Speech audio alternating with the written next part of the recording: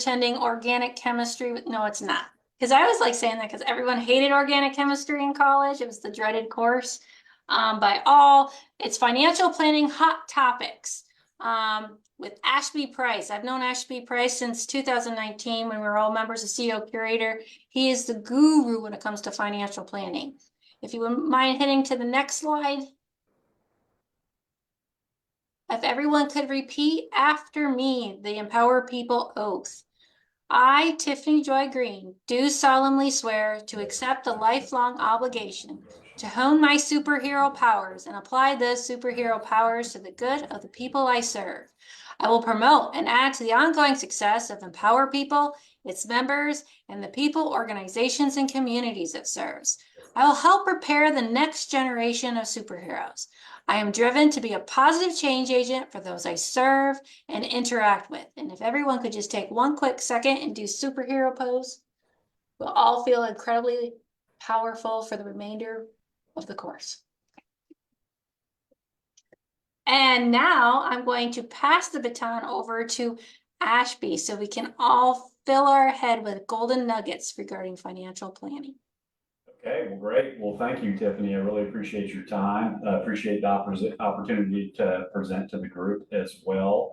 So I'll go ahead and move on to some learning outcomes today that I would like to discuss. One is navigating retirement planning fundamentals, financial strategies for security in retirement, retirement saving milestones, and tax efficiency and income diversification. And then at the end, we'll have some time for Q&A.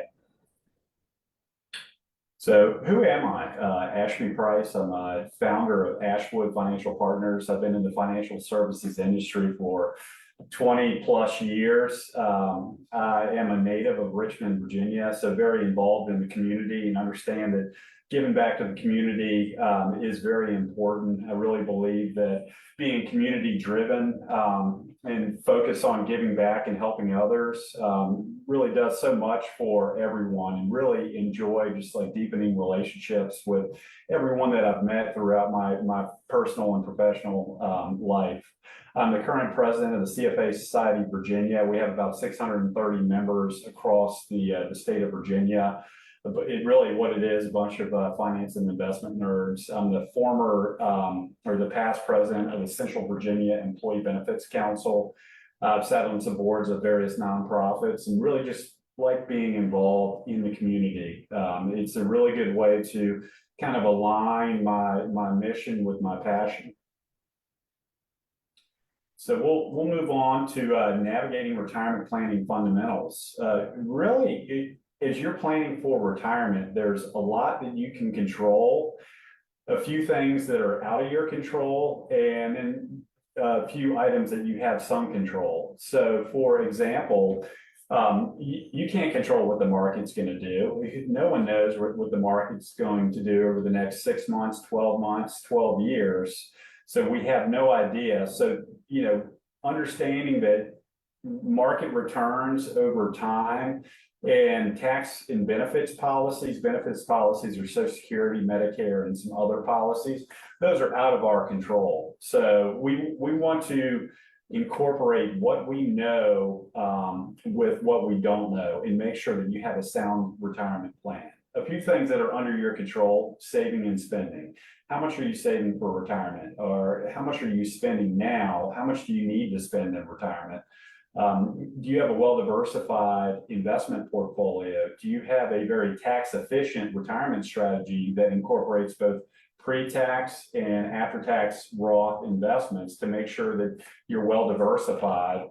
And some control that you have, longevity. It's hard to know how long you're going to live, but you can look at your life expectancy from your family, really your health as well, and incorporate that so you do have some control with your longevity, and then your salary and how long you work. So, these are all factors that are incorporated into your retirement strategy. Really, a sound retirement plan is taking what you know, taking what you can't control, incorporating it all together to make sure that you have that solid strategy.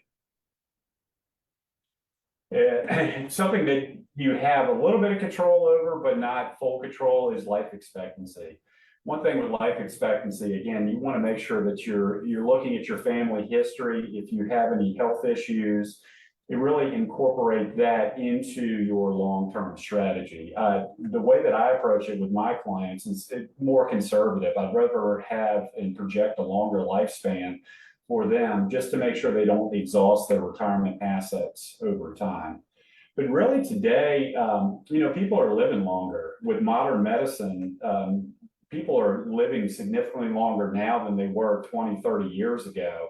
So longevity can be in many ways a great thing, but in other ways, people, even though they're living longer, it's not like they're living a better quality of life. So incorporating longevity and longevity risk into financial planning is extremely important.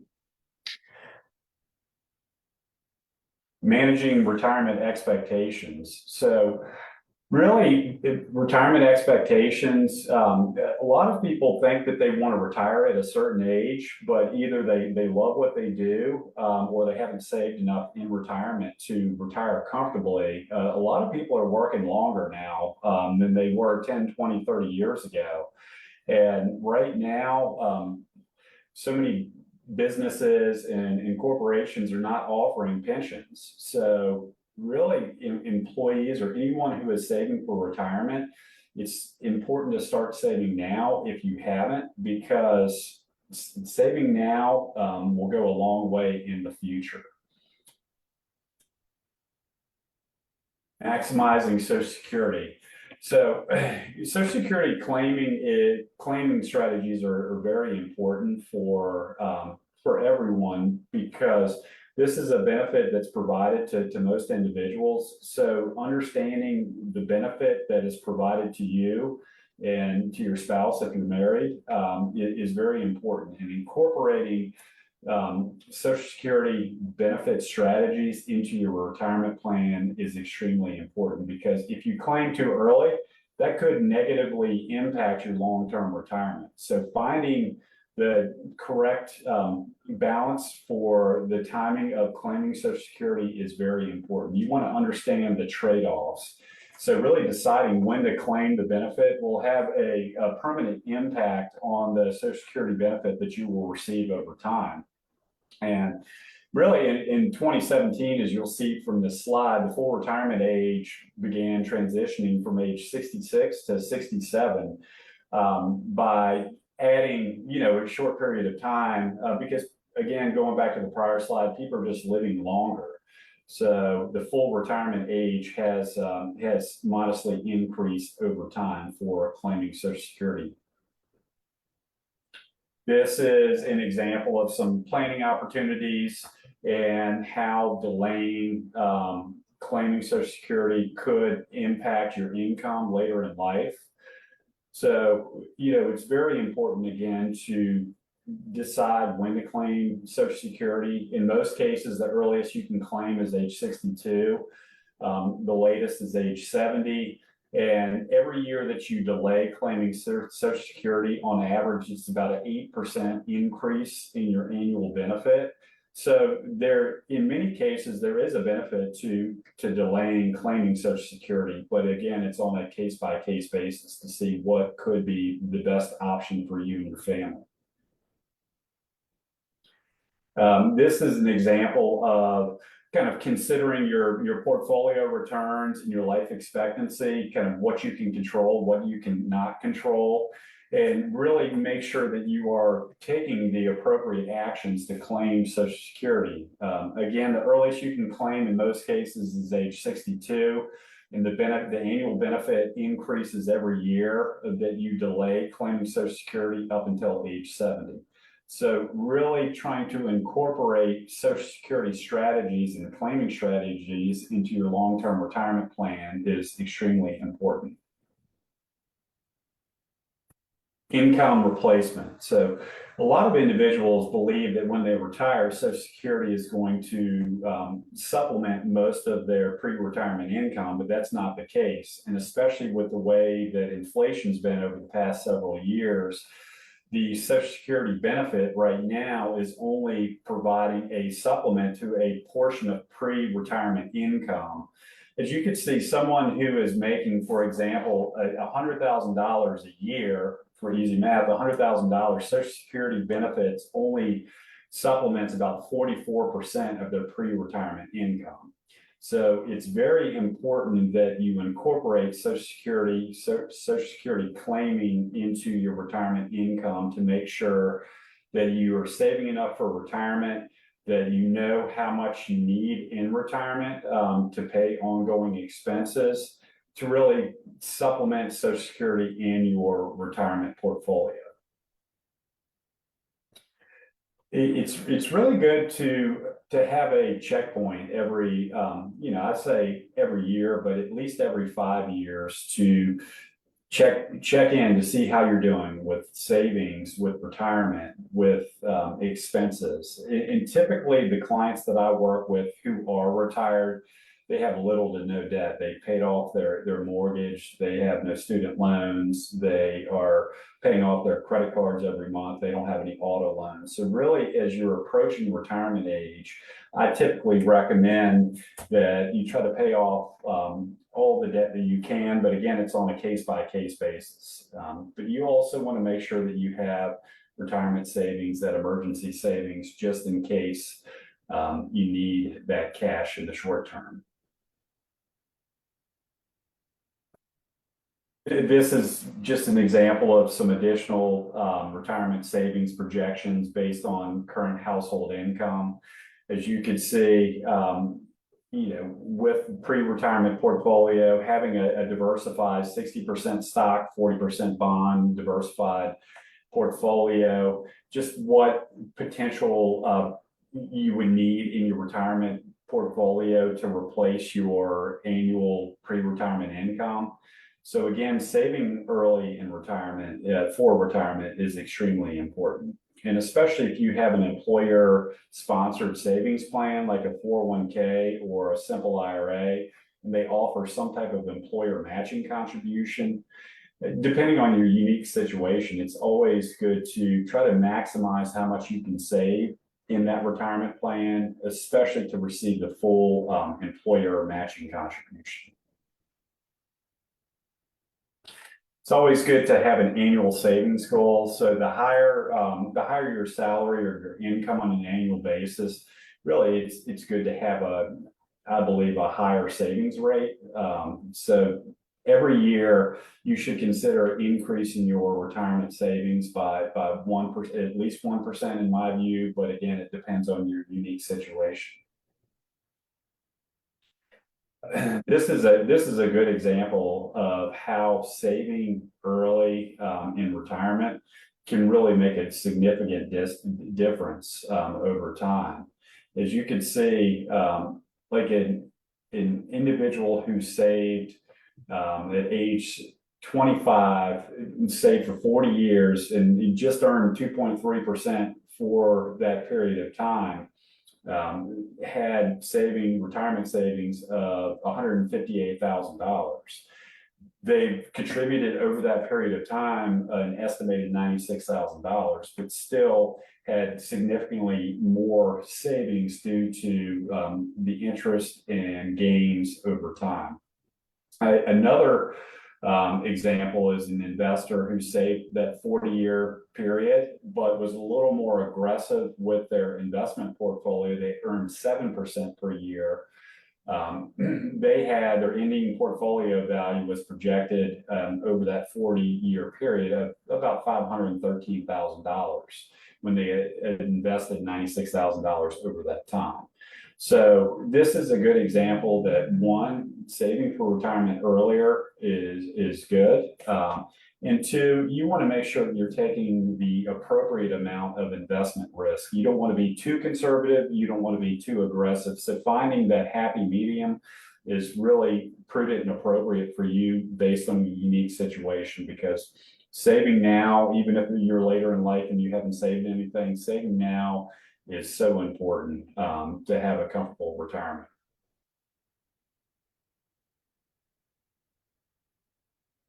Tax planning is also extremely important. When I'm working with my financial planning clients, we evaluate tax planning not only now, but in retirement, to and through retirement, because having a well-diversified investment strategy coupled with a well-diversified tax strategy is extremely important. So contributing to pre-tax 401k plans, traditional IRAs where you're not paying the taxes now. So it helps reduce your taxable income in this year, but in the future, you're going to be taxed. Roth, that means you're paying the taxes now. You're not going to receive the upfront tax benefit now, but you will have tax-free retirement income in most cases with the Roth. After tax and incorporating health savings accounts, if you are eligible to participate in the HSA, it's all very important. It's all important strategies for tax planning and investment planning to and through and in retirement. Again, having that diversified retirement income is so important because typically with pre-tax investments, once you're at a certain age, typically age 73, you have to take out, it's called a required minimum distribution, where the government is requiring you to take out a certain percentage of your pre-tax, like IRA, and you're going to be taxed at your ordinary income rate at that time when you take those distributions. So, with the Roth, assuming you meet certain criteria in retirement, you won't be taxed on any distributions from your Roth account. So it really is a good way to consider the tax impact of your retirement savings strategy, not only now, but in retirement. So you want to have that well-diversified tax and investment strategy. Medicare is important as well, because for some individuals, actually, if you're on your company health insurance policy right now, and you're age 65 or older, in some cases it makes more sense to be on your company's policy, but in other cases it makes more sense to join Medicare. So there are a lot of nuances and caveats with Medicare. But incorporating Medicare into your retirement planning strategy is extremely important, because typically, on average, based on various reports that I've read over the years, majority of healthcare costs are in the last 3 to 5 years of an individual's life, and they can cost hundreds of thousands of dollars with medical bills. So it's very important to incorporate medical expense planning into your long-term retirement strategy. And again, this is about mitigating healthcare costs. So you want to make sure that you are making the appropriate decisions when you are selecting health insurance, especially Medicare in retirement, because it is a significant portion of individuals' expenses. The healthcare costs are in retirement. So making sure that you understand what Medicare plan is best for you and your family, given your situation, is very important to incorporate into retirement planning. Spending changes in retirement. So as you can see, with inflation, housing costs in 2023 as compared to the growth from 1982 to pre-23, housing costs were increasing by about 3% on average over that period of time. But in 23, it was about 4%, almost 5%. So in many cases, these costs and inflation are going up more than increases in Social Security benefits payments. So you want to make sure that, again, you're saving for retirement, that you have that appropriate investment and tax strategy, and that you are trying to minimize any debt leading up until and through retirement.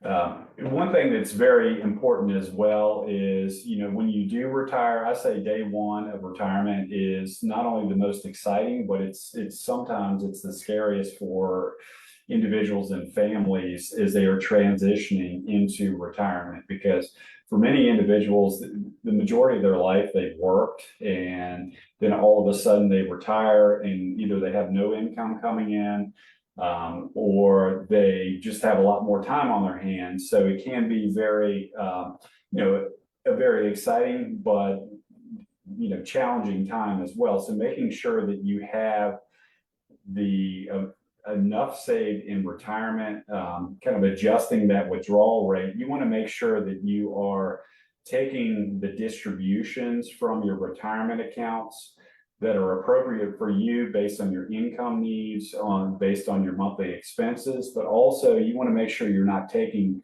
too much out of your retirement accounts where you will exhaust those retirement accounts and have a zero balance throughout your retirement. And having emergency savings is important as well. Typically, consider setting aside 2 to 3 months of your income for emergency savings. No one knows when you're going to need, some cash on hand for medical expenses, for other necessary emergency expenses. So incorporating that into your retirement saving strategy is extremely important. And really, some key takeaways, really just have regular retirement savings checkpoints. Are you saving enough for retirement? Are you making sure you're maximizing your retirement savings to include the employer matching contribution? Are you checking in to ensure you're on track for debt pay down and for retirement? You want to benchmark your journey along the way. Do you have savings milestones, based on your income, based on your age? You want to track your progress because it's very important now, not only now, but in the future. And, life changes over time. We all have events that are unexpected. So make sure that you're tailoring your investment and tax strategy to meet the changes in your life. And you want to make sure that you're adapting to those changes, including, income shifts, if you're laid off, if you receive a bonus, or if you change jobs and take a salary cut. That's all important to consider for your long-term retirement plan. You want to have a strategic savings approach as well. You want to balance, the current needs with your future goals. You want to make sure that you're saving for retirement, you're paying down debt if you have any, but making sure that you are on the right track to have a comfortable retirement savings plan. And then you want to try to future-proof your retirement. You want to stay adaptive as legislative and tax laws change. Assuming, who knows what's going to happen with the election coming up in November, but there could be some changes in tax laws at the end of next year. So that's something to consider. You want to make sure that you can control what you can control, and the legislative and tax changes, as I mentioned at the very beginning of the presentation, those are out of our control. So just make sure that you are benchmarking your journey along the way. You have that savings goal, you're paying down your debt, because all of those combined are extremely important for your long-term retirement success. So with that, I will open it up to questions. Thank you, Ashby. So I want to first say thank you to all the people on Facebook who've been watching this course. If you were not a member, unfortunately, you can't participate in the Q&A. There's no reason not to be a member. It's free. It's easy. I dropped it in the comments. Come on, what are you waiting for? Go sign up. Join Empower People. Did I say it was free? I think I did 3 times. So join. It's free. And until next time, I hope to see you at the next course in the Q&A session.